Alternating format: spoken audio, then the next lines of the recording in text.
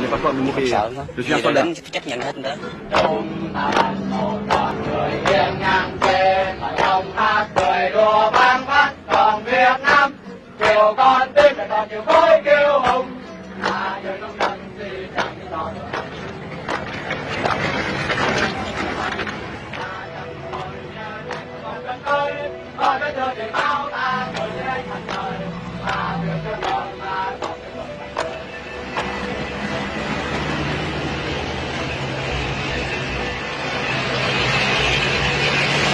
Si tout le monde cherche à s'en aller,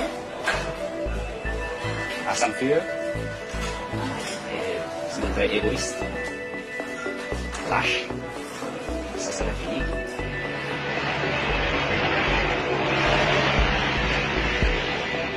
Une route devant Surnlock à 50 km à peine. On y croit encore, confusé. Les soldats de la 18e division sud-vietnamienne montent en ligne. Ils préparent une contre-attaque.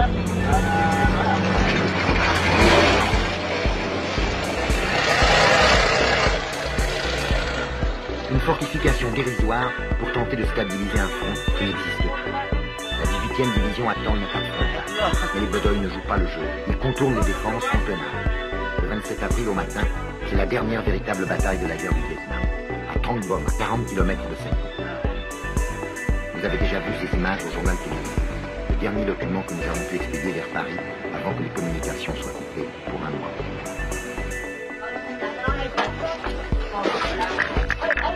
Après Hanoï, un petit village catholique à 12 km de Bien Hoa, un poste militaire et une chicane barre la route qui mène à Songlock, tombé il y a quelques jours. Christian Hoche du Figaro arrête sa voiture derrière la nôtre. À droite de l'écran, le photographe de l'agence Gamma, Michel Laurent.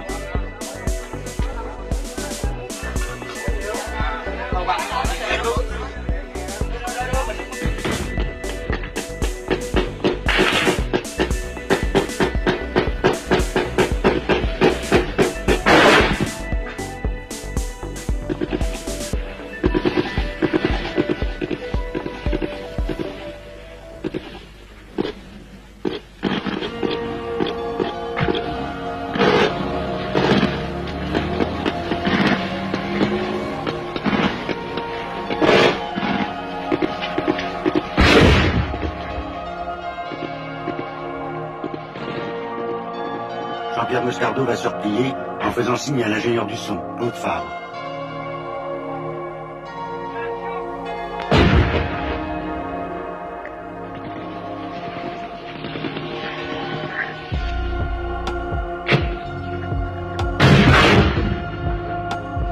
Le pare-brise de notre voiture a été pulvérisé par une rafale.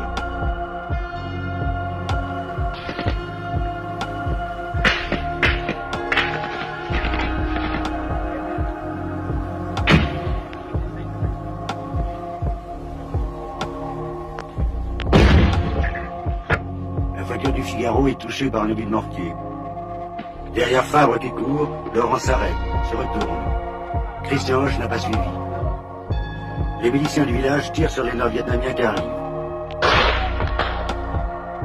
L'un d'eux court à la voiture de nos confrères.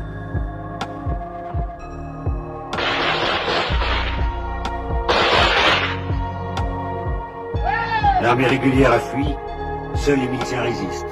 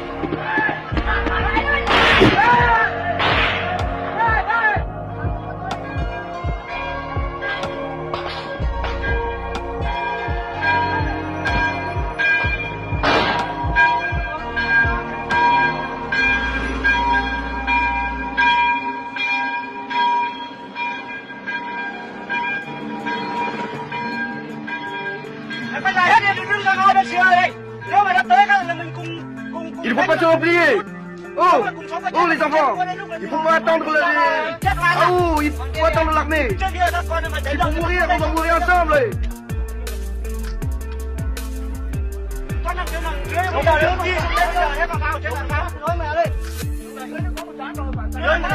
Phải ở tại cái đây đi để chặn lại cái đó đây đi, xong có là bây giờ mình lẻ chết giờ.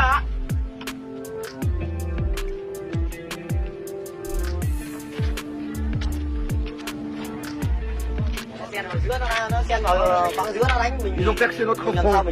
On ne comprend pas. Ils sont trop nombreux. Nous n'avions pas d'armes modernes. Nous sommes obligés de fuir.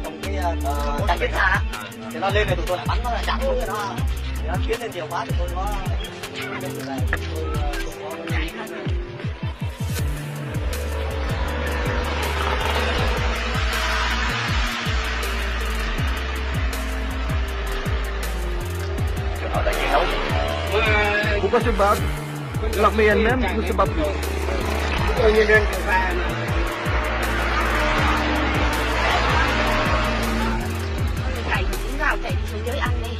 Reviens chercher un peu de riz, c'est pas possible, j'ai eu trop peur.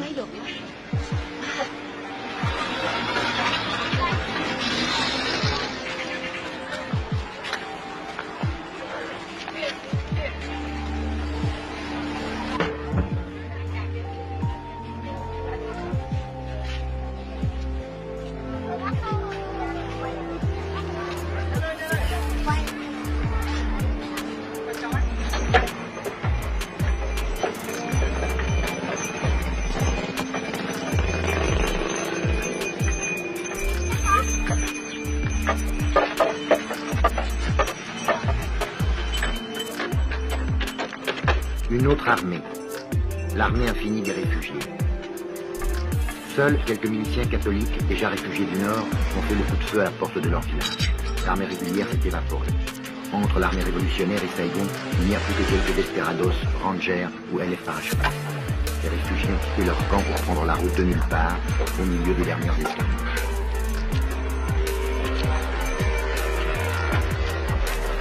La plupart de ces réfugiés sont des montagnards qui en sont à leur deuxième, à leur troisième ou à leur 10e école.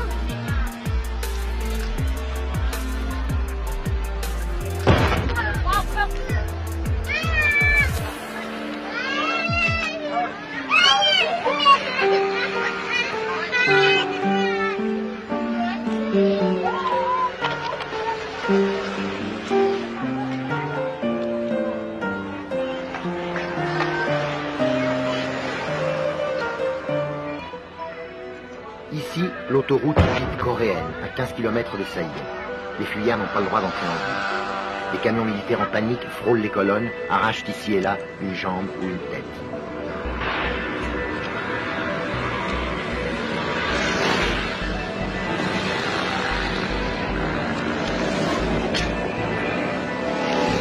Les réfugiés marchent toujours, sans un mot, avec un courage tranquille qui a stupéfié tous les témoins. Le dernier chaos, les dernières misères de l'interminable guerre qui se termine.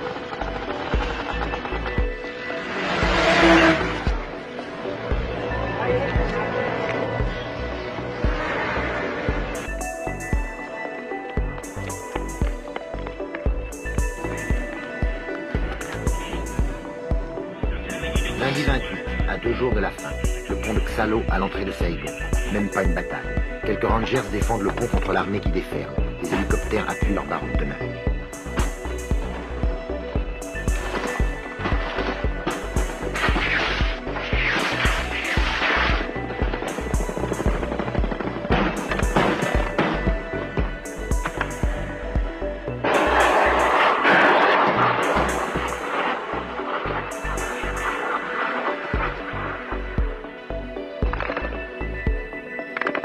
De l'autre côté de la rivière, des silhouettes. Ce sont des fantassins communistes qui avancent.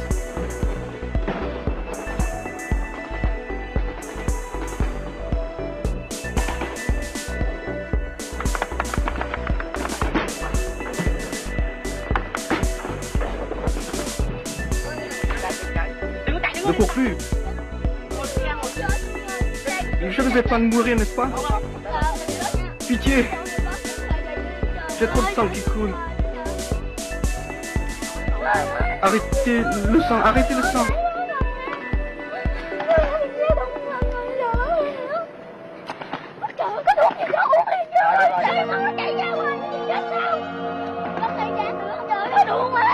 The fighting around Saigon in the last 2 days we were there was desperate. The fight for Newport Bridge, only 2 miles out of Saigon, was the bloodiest we've seen. Early Monday morning, a Viet Cong sapper unit, probably no more than 20 or 30 men and women, attacked and set fire to an American USAID installation, closing the bridge and Highway 1. Thousands of troops and refugees were trapped on the other side of them, unable to reach the safety of the capital. Again and again, this company of South Vietnamese troops worked their way down the far side of the bridge, and again they were mortared, taking many casualties, leaving many dead. The troops are now moving down on the other side of Newport Bridge. He's trying to, there's AK fire coming in from the factory. But now they've crossed the hump of the bridge, it means they're advancing anyway. We still don't know how many there are down there. We thought about 12 earlier today. An armoured car's going up on the left. There's no way of shifting these people. There must be, what, 500 or 600 troops on this bridge, fighting probably a dozen or so, maybe 20 at the most, communists, and yet there they are, they've been there all today.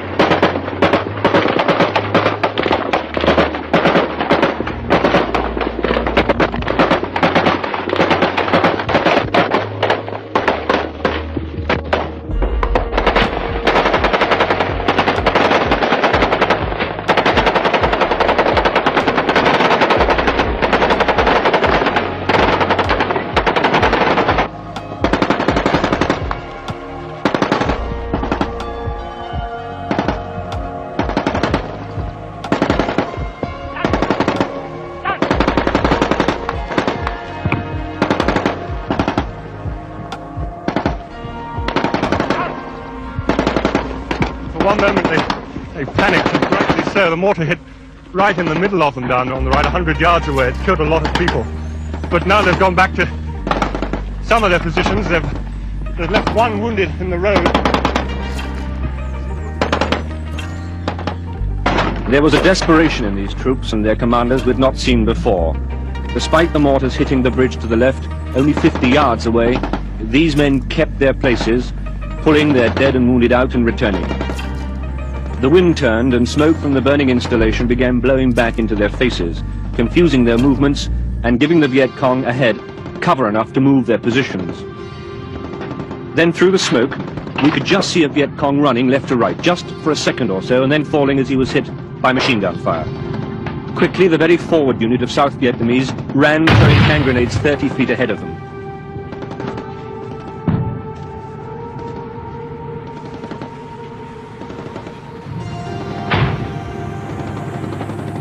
The smoke turned on us again, and out of it, in the briefest lull in the crossfire, soldiers came running out carrying children.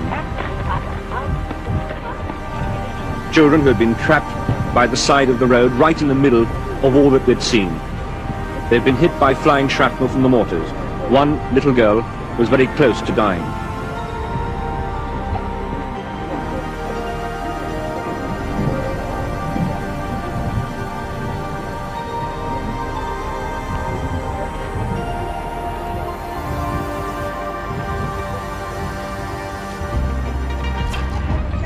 And also out on a stretcher came a young woman, also badly wounded. She was dressed in a black uniform, and there was a rifle on the stretcher with her.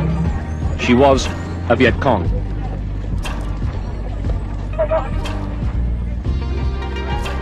The firefight lasted another 2 hours, but because of our open position on the bridge, there was no way we ourselves could get out. But a final charge and a last volley of hand... Pendant ce temps-là, à Saigon, marchandage politique. Le président tué est parti, son départ a précipité l'inévitable effondrement militaire. Le vieux Long, son successeur, se décide enfin à passer le pouvoir ou ce qu'il en reste. Le général Minh aura juste le temps de capituler et d'épargner à Saigon l'apocalypse du pilonnage d'artillerie et des combats de rue maison par maison.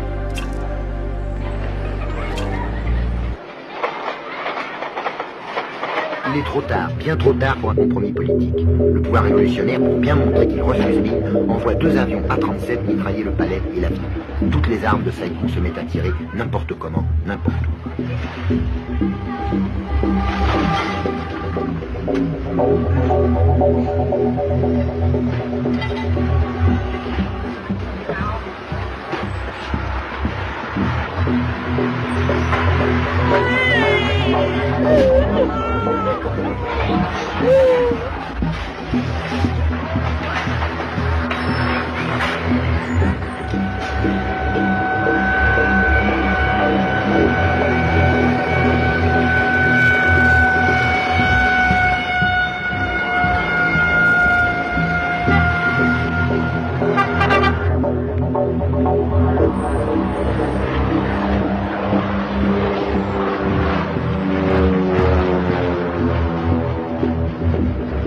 Mardi 29, le commencement de la fin.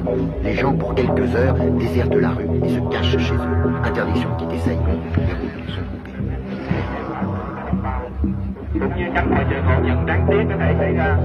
Sự vật tự bất hảo trên trước các chiến đấu và các bộ, các lực lượng an ninh đã được bố trí bắn hạ ngay trước mắt.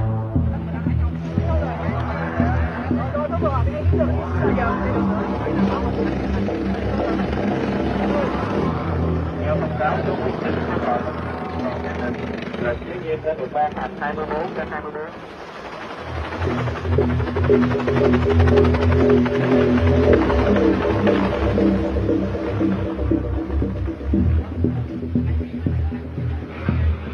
Les Américains, c'est plutôt ceux qui pensent de nous, les Vietnamiens d'abord. Ils nous considèrent comme des cochons, comme des plus libres, ça c'est sûr. Échapper, enfin, espérons toujours, on a toujours une chance. Il faut toujours espérer, il faut vivre avec l'avenir. Ma famille coincée ici. La fièvre monte devant l'ambassade américaine où s'entassent des Vietnamiens prêts à tout pour s'embarquer dans les hélicoptères. Pour éviter la honte d'un départ politique à froid, les Américains ont attendu d'avoir les baïonnettes communistes dans le dos. Du coup, la panique est devenue contagieuse, pour beaucoup irraisonnée.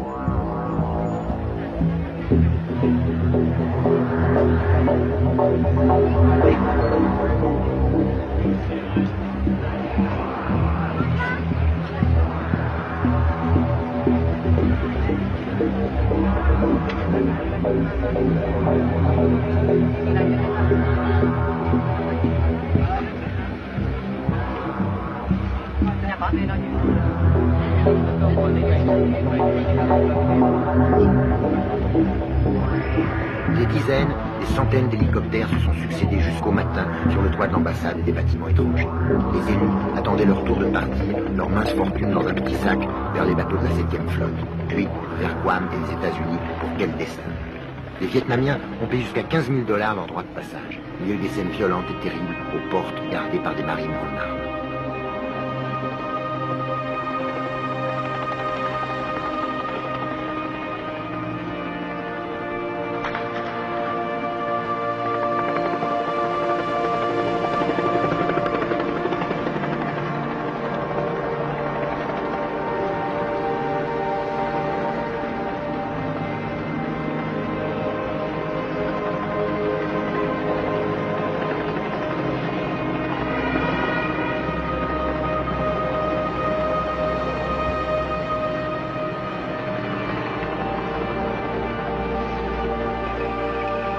Dans les autobus qui partaient vers Tan Son Nhut, vers les derniers avions, les places étaient chères aussi, seulement pour les Vietnamiens.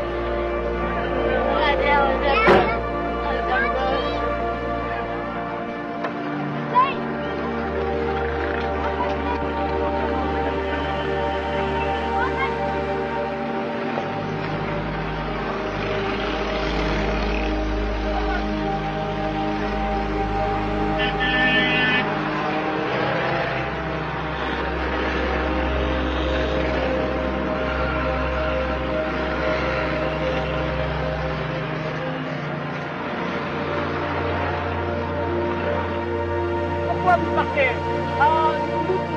Nous suivons le peuple qui part. Et vous allez partir de Saigon? Peut-être? Vous avez peur?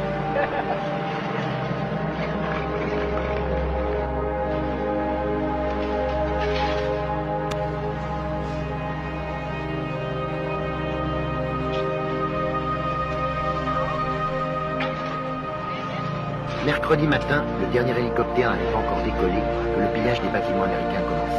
L'ambassade, les PX, les appartements désertés, tout a été nettoyé, méthodiquement, dans l'ordre, sans cri ni bagarre. Avec ou sans uniforme, soldats et policiers participaient au déménagement. Pas une bride perdue. C'était comme une dernière vengeance, une façon de se payer sur les richesses du passé qui n'avaient pas suffi à conjurer le destin.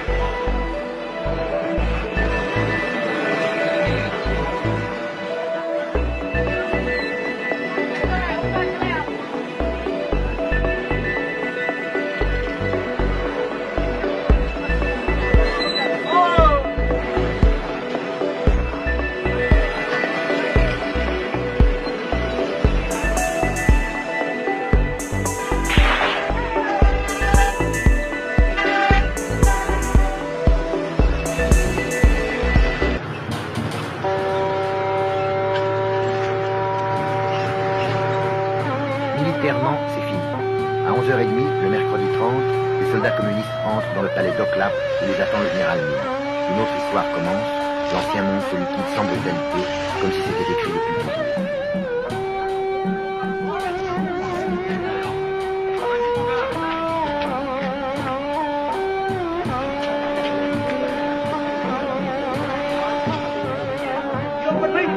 Nous avons capturé Jiang Ming, président depuis 2 jours seulement. Restons calmes et disciplinés.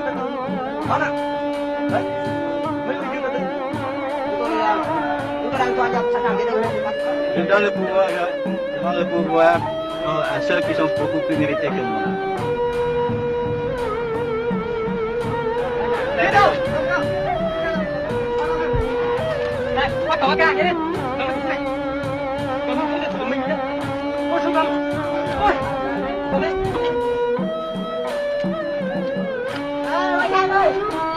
Quelques soldats perdus continuent à tirer. Ici, l'ancien hôtel de ville de Saigon.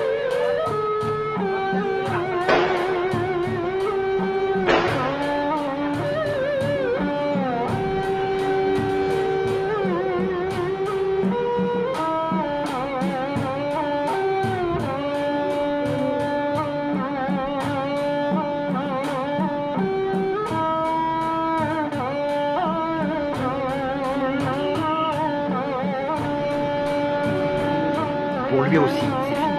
Un colonel des forces de sécurité a tiré un trait sur l'ancien régime et sur Saint-Vite qui ne voulait plus rien dire.